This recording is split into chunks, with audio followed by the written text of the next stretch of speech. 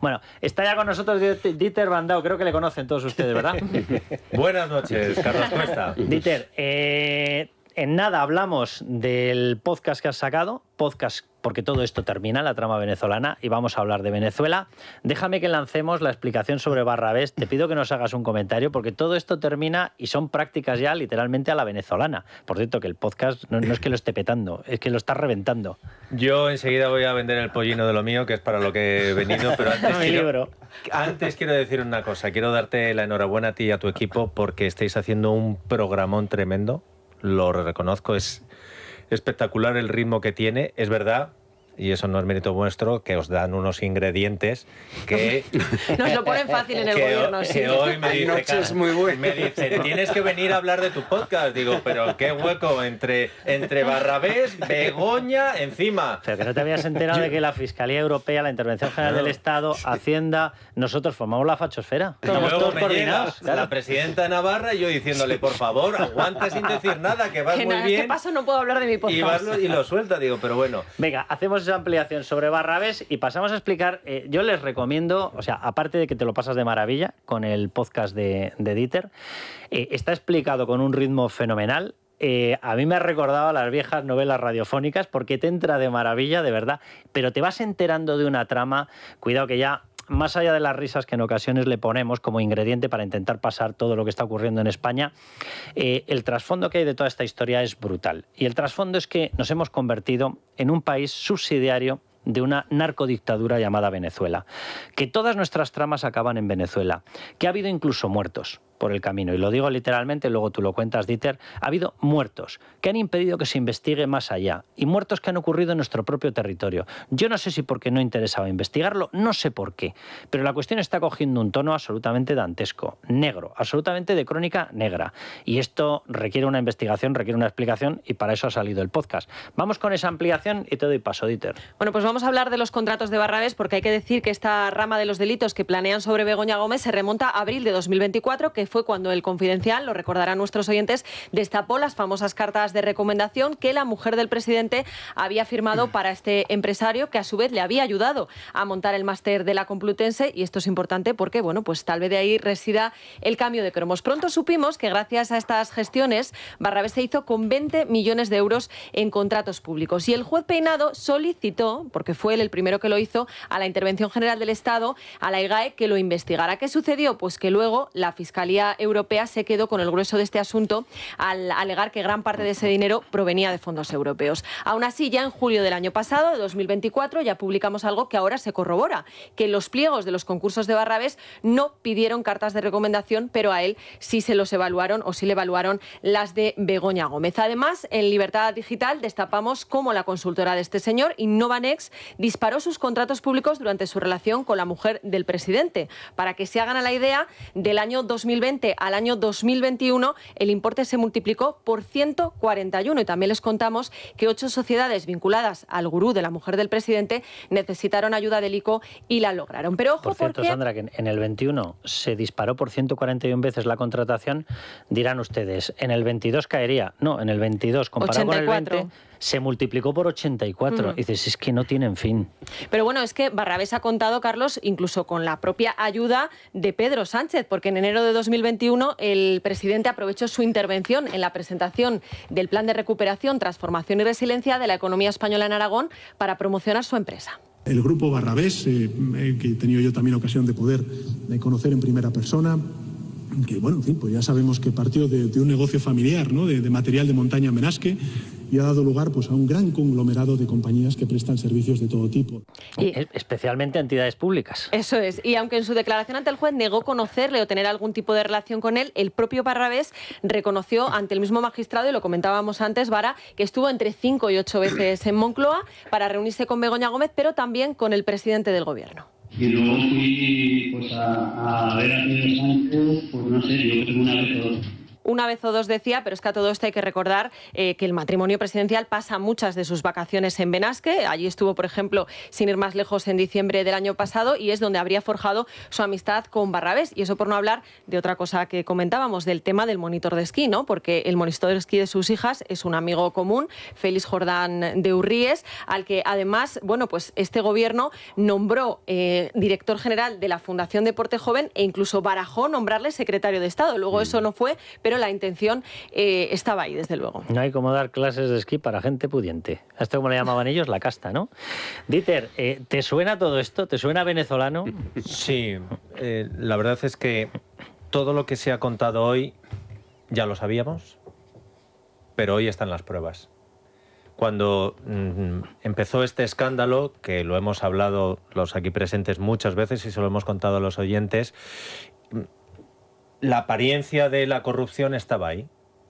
Lo que hoy tenemos son unas pruebas demoledoras. Yo, sinceramente, no sé cómo se va a salvar la mujer del presidente, no de una imputación, requete imputación, que ya lo está, ni un procesamiento, sino de una condena, y una condena grave. Totalmente. Y creo que eso es lo que está marcando ahora mismo, no la legislatura, sino el hacer del matrimonio Sánchez-Gómez y toda la estrategia que ha llevado a cabo Pedro Sánchez desde que aquel día, aquella sesión de control, surgió la noticia para el resto del mundo, pero que él ya sabía que su mujer estaba imputada. Creo que desde ese momento Pedro Sánchez sabía no solo que la habían imputado, sino que había pruebas como para condenarla. Todo lo que han hecho desde entonces no les ha servido para nada, porque no querían llegar a lo de hoy. Y lo de hoy es que se han puesto encima de la mesa las pruebas por parte, antes decía Vara, y lo hemos dicho muchas veces, hay jueces y jueces, fiscales y fiscales, funcionarios y funcionarios. Hoy se ha puesto encima de la mesa unas pruebas muy, muy difícil de refutar. Ya no es porque Antonio Camacho lo esté haciendo de aquella manera, sino que es bastante indefendible la situación en la que está la mujer del presidente del gobierno de España, a la que en dos frentes distintos hoy se le ha puesto un clavo en el ataúd penal, pero un clavo muy gordo. Dieter, que yo creo que es importantísima. Está pendiente la decisión de la Audiencia Provincial de Madrid de si acepta lo del procesamiento de Begoña Gómez perdón, a través del jurado popular. Con este informe es imposible que lo tumben. Imposible. Es imposible. Imposible, es imposible. Es imposible. Es tan demoledor, os estaba escuchando, pero es tan demoledor lo que hoy se ha presentado que... ¿Qué les queda? Es que cuando...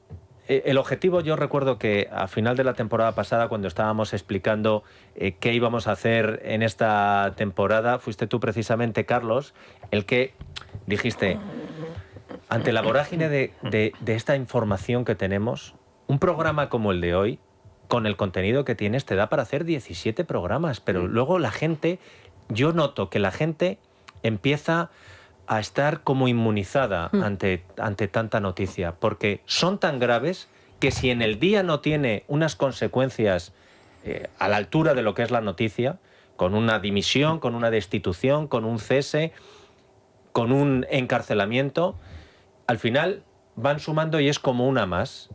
Y lo que hemos decidido hacer en esta casa es reunir las piezas del puzzle.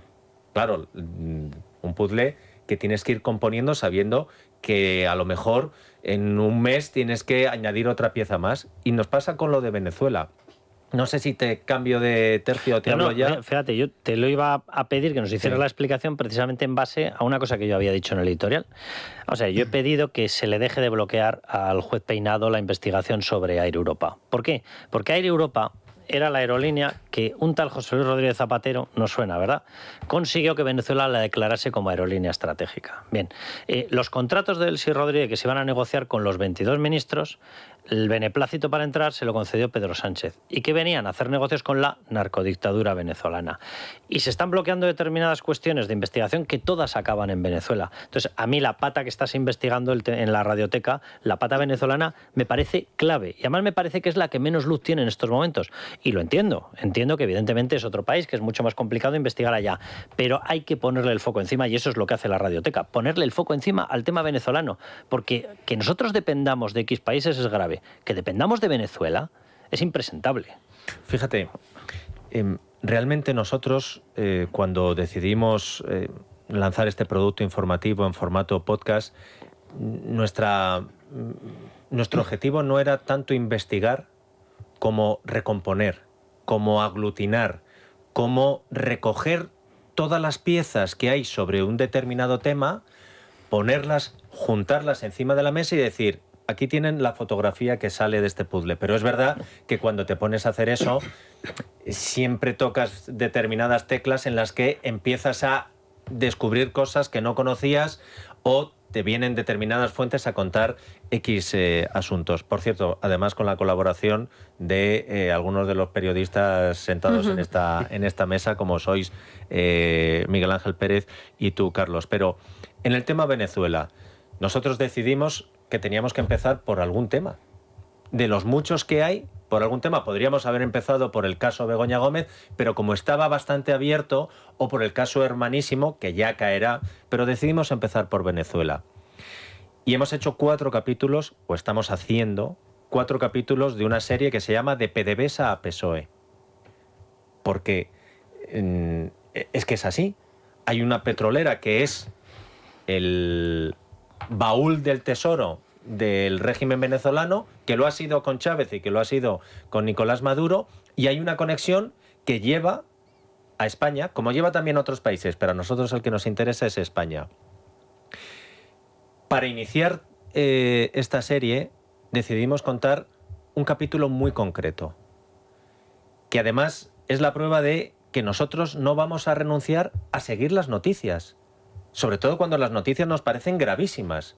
Porque aquí llegó un señor al aeropuerto de Barajas, el abogado de PDVSA, Juan Carlos Márquez, y llegó para que lo detuvieran, porque sabía que lo iban a arrestar. Él lo sabía, era plenamente para dar consciente. Información. Y él llegó al país donde estaba residiendo. ¿Esto en qué año fue? En el año 2020.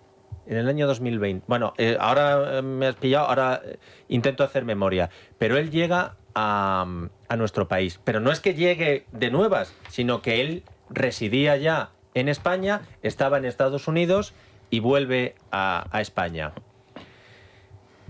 Lo detienen, lo llevan el juez. Porque había un caso abierto, el caso PDVSA. El caso Morodo. El caso Morodo. Sí, sí. El caso Morodo, que tampoco tiene que ver con Zapatero. Simplemente el embajador de Zapatero en Venezuela estaba en ese momento acusado de haber cobrado de forma ficticia, a ver si es un Negreira, Miguel Ángel, que tú de esto te lo sabes bien, de forma ficticia, millones de euros de la petrolera PDVSA. Que tú me dirás, ¿y por qué una petrolera le paga por asesoramiento ficticio al embajador de Zapatero 4,5 millones de euros? Bueno, pues en ese caso querían saber qué tenía que decir el abogado. Y el abogado residía en España, tenía un negocio en España y dijo, yo estoy en Estados Unidos, vuelvo a España. Sabiendo además que se lo había notificado la UDEF que iban a por él. Lo detienen y del aeropuerto va al calabozo. Y de calabozo va a la Audiencia Nacional. Todo esto en un día. Todo esto en un día.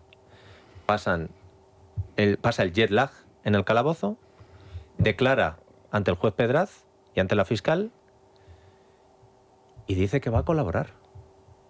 Que él sabe muchas cosas, no solo del caso Morodo, sino que sabe muchas cosas de los políticos españoles que pasaban por el despacho del presidente de PDVSA. Habla de varios políticos, sí, no sí. dice solo de Morodo. Y no se lo pregunta a la fiscal. La fiscal le dice, ¿y usted vio al señor Morodo? Dice, sí. Y a otros muchos políticos españoles. Bueno, pues nosotros, en este podcast, escúchenselo porque merece la pena, aunque les voy a dar un dato importante, contamos lo que sucedió y que se hizo eco la prensa, que fue que este señor aparece muerto a los 2 días en su despacho colgado de un cinturón del quicio de la puerta. Justo después de salir y decir que va a colaborar. Sí. Lo cual no es lo más normal del mundo. Bueno, Pero fíjate que ni siquiera entro en la especulación. Nosotros vamos a dar mucha información sobre ese hecho, vamos a contar versiones de investigadores que te dicen una cosa y otros que te dicen la contraria, pero lo que sucedió es que el hombre murió, se publicó la noticia, extraña muerte, misteriosa muerte, informe, y se olvidó la noticia. Y se olvidó la noticia. El testigo clave que iba a contar la conexión de PDVSA con otros muchos políticos españoles, muere y se olvida la noticia. Y oye, que la Abogacía del Estado y la Fiscalía llegan a un pacto con el embajador y su hijo, y de pedir 8 años de cárcel, lo dejan en 10 meses porque ha reconocido el delito. Es que fíjate, así... Porque lo ha confesado, porque ha dicho, efectivamente, lo hice. Y voy a dar la información. Yo simplemente, abuela pluma, voy a decir las conexiones que hay ahí. Baltasar Garzón, que aportó la información, el Pollo Carvajal, en teoría habría cobrado cerca de 9 millones de PDVSA. El petróleo que llega a Villafuel, trama hidrocarburos, vendría al menos una parte de PDVSA. Los acuerdos que se cierran en España, las negociaciones que se hacían con Delcy Rodríguez, responsable de PDVSA. Los supuestos negocios del famoso sobre de la financiación ilegal del Partido Socialista estarían referenciados o se iban a haber pagado con dinero procedente de 250 millones de dólares para el PSOE y para el resto de partidos, la Internacional Socialista, de PDVSA. Si queréis, seguimos.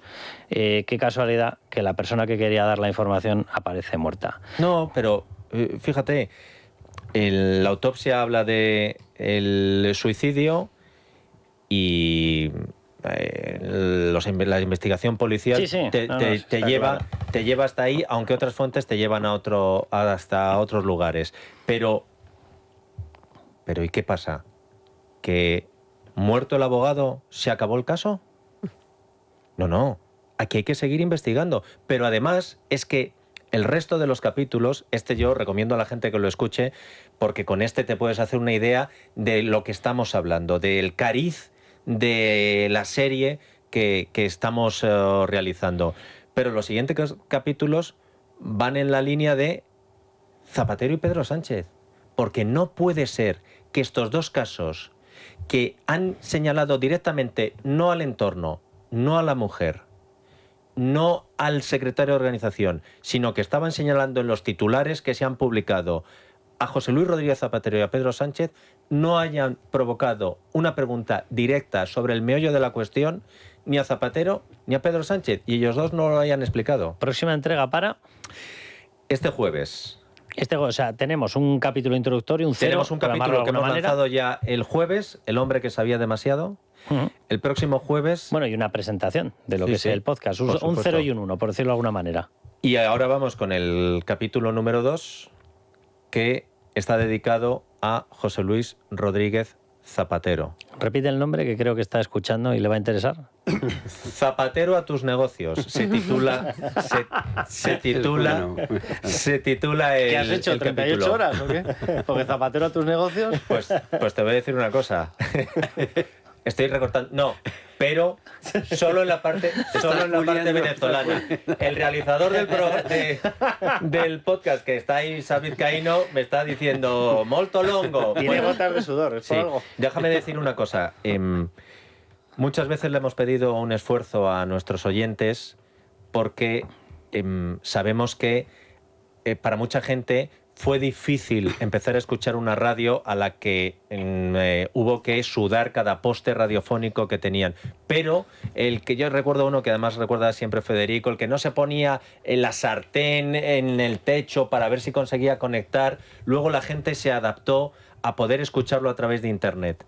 La gente que no esté habituada a escuchar podcasts y que lo vea como algo extraño, decirle que solo tienes que tener un teléfono móvil, una tablet, un ordenador y conexión a Internet. Que si ya tienes la aplicación, y la tiene muchísima gente, la aplicación de radio en el teléfono, que ahí encuentras nuestro podcast. Que si vas a Libertad Digital, ahí encuentras nuestro podcast. Y que en todas las plataformas de podcast y de YouTube lo puedes encontrar. Facilísimo, la radioteca, nos buscas, nos encuentras, te suscribes y así te van avisando cada semana cuando vayamos lanzando el siguiente capítulo. No sé si dedicarte suerte o no, total no la necesitas, pero vamos, bájense ese podcast, escúchenlo porque está narrado de maravilla. Y repito, esta trama acaba en una cosa mucho más grave incluso que el robo de dinero, mucho más grave incluso que la colocación de prostitutas en cargos públicos, mucho más grave incluso que el tener a una mujer del presidente del gobierno que ha utilizado la influencia de su marido para generar negocios por todas partes. El que España entera dependa en estos momentos de una narcodictadura. Ahí se explica el tema Venezuela. Dieter, que un abrazo muy fuerte. Muchas gracias, ha sido un placer presentar nuestro podcast La Radioteca en la noche de Cuesta. Mañana vuelves. Joder. Aquí, donde hay confianza, Miguel Ángel, tú ten cuidado porque así se empieza, ¿eh? Nos vamos a publicidad y volvemos con Chivite, bueno, con Cerdán. Van a escuchar, va a hablar con nosotros Alejandro Miranda. Alejo Miranda, ¿no? Alejo Miranda, el senador del Partido Popular que ha estado ahí, y Caballero, la senadora de UPN, que le han ido cerrando las puertecitas hasta que ha cantado. Ha cantado y ha dicho sí. Me reunía con Santos Cerdán. Sí. Santos Cerdán negociaba el dinero que nos venía a las obras desde el Gobierno central. Y sí, Santos Cerdán recibió una de las obras.